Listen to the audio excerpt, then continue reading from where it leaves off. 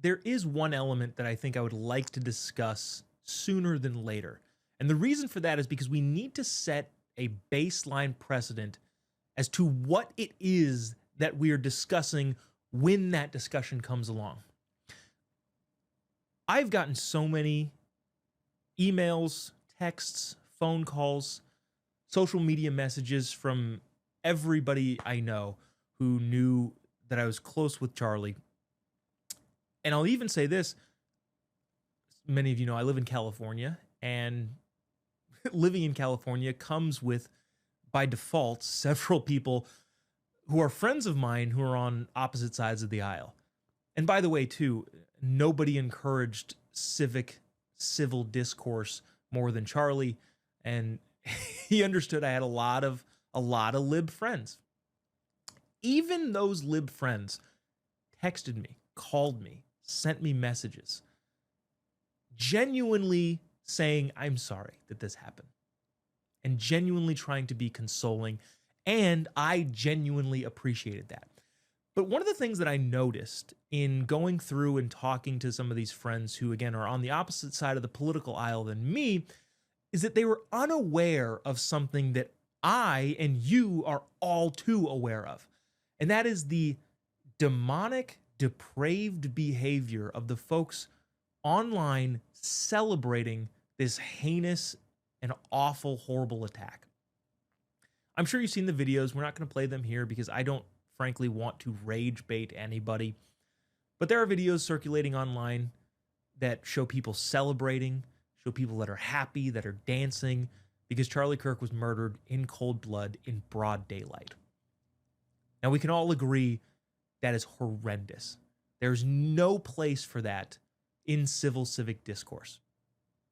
And the more sane people on the left side of the aisle, people that lean left and clearly are not radicals, would also agree. They would also agree that that is horrible and it should be condemned. As a matter of fact, to their credit, there are some news outlets that have fired people based on the awful things that they've said on their show. MSNBC, the day that it happened, fired, it doesn't even matter. I'm not going to even tell you his name because he no longer matters, because he could not keep his horrible and heinous thoughts to himself. So to their credit, MSNBC fired that individual. But back to what I was starting to realize with the friends that I have, the genuine, good, long friends that I've had who simply lean a different direction than me politically. What I gathered, anecdotally, is that they seem to be completely and entirely unaware of the growing percentage of the people that they would vote with who would celebrate something like this. They are completely unaware of people who post on social media in celebratory fashion, dancing and singing and rejoicing of Charlie Kirk's death. They are unaware that those people exist. Now, I don't know if it's apathy or it's the way the algorithms work. I don't know what the cause for that is. But they don't know. And so we have to tell them. And again, this is not an attempt to put people into a rage and put people into a frenzy. But we have to tell them because I think they would agree. I have enough faith in humanity to think that the people that I disagree with politically on so many different issues would agree that this is all awful. I have to believe that. Which leads me into how it is that we're discussing this and where the baseline for our discussion needs to be. The baseline for where we need to discuss this from needs to be from a position of fair rhetoric. What I mean to say by that is President Trump, during his statement that he made immediately after the assassination, was that we have a problem in this country and a threat to this country by the radical left. And he used that language specifically and precisely. Why? Because it's accurate. The radical left, not the left, he didn't say the left, he didn't say your everyday Joe Schmo Democrat, he said the radical left is a threat to the society and the country that we all love. The people who are on the radical left who celebrated the assassination of a guy who just wanted to talk is a problem.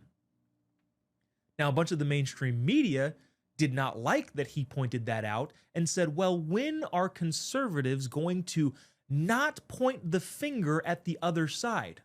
As if that's what he was doing, but it clearly was not. He sliced it thin enough to make sure it was the radicals and not just the left. If we were to do a comparison, I would offer you this.